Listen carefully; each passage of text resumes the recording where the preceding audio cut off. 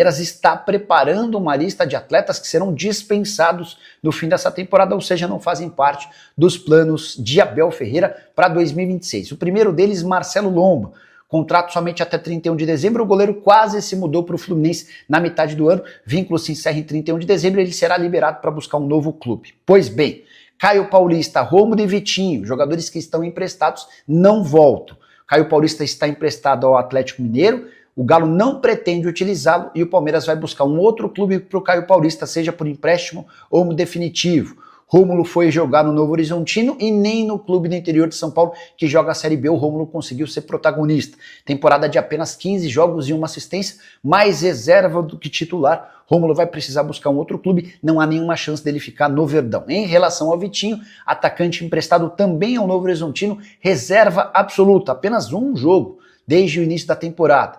Jogador cujo contrato se encerra em 31 de dezembro e ele já está liberado para procurar novos clubes. Naves, Michel e Kaique, outros jogadores emprestados pelo Palmeiras, têm vínculo com seus clubes até junho do ano que vem, ou seja, não são preocupações para esse momento. Sobre atletas do atual elenco, titulares ou peças importantes, Palmeiras garante não ter propostas oficiais por quaisquer jogadores, mas não descarta negociá-los, desde que existam propostas interessantes. Dá para dizer que a reformulação do elenco do Palmeiras vai passar muito pelo que ele fizer até o fim da temporada. Foi campeão brasileiro da Libertadores?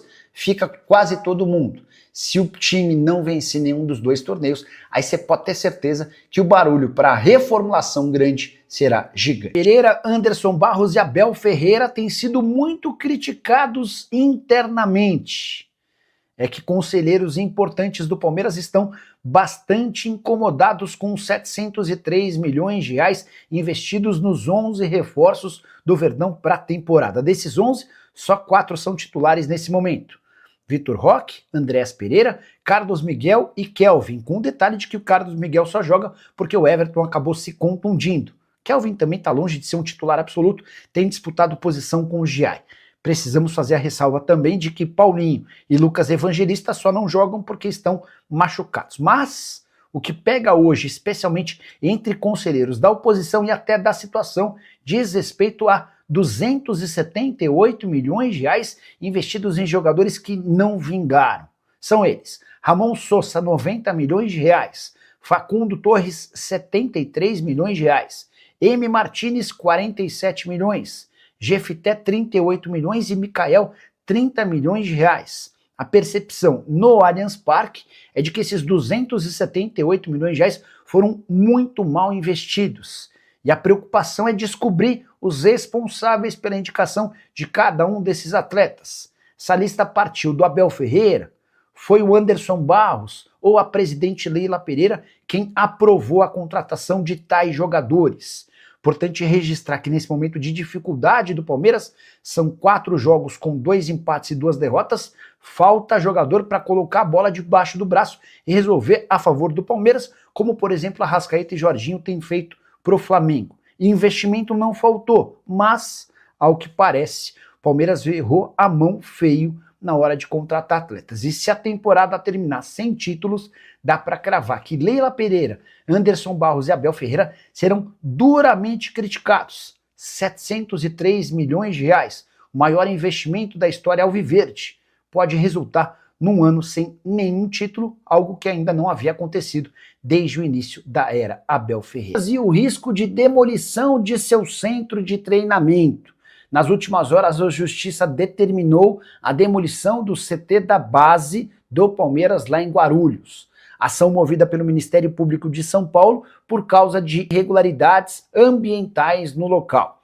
Palmeiras vai recorrer da decisão e garante que cumpre todas as exigências legais. Espaço que foi inaugurado em 2002 e é responsável pela maior capacidade de arrecadação do Palmeiras, a formação de atletas. Vale a lembrança de que desde 2015, apenas com jogadores formados na base, o Palmeiras arrecadou mais de 2 bilhões e 200 mil reais com transferências de atletas. Por lá surgiram Estevão, Hendrick, Vitor Reis, entre tantos outros jogadores.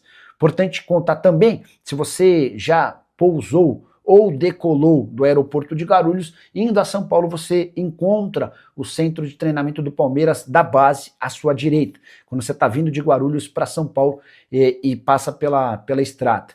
Quero contar ainda que o Palmeiras não tem nem sequer um plano B. Pô, se perder seu centro de treinamento, há um outro terreno? Não, negativo. Inclusive foram feitos muitos investimentos na melhoria do centro de treinamento de base do Palmeiras. Ferreira pode deixar o Verdão no fim desse ano, caso o Palmeiras não conquiste nem o título do Campeonato Brasileiro, nem a Libertadores da América, pelo menos é o que garante o jornalista Gustavo Furtado.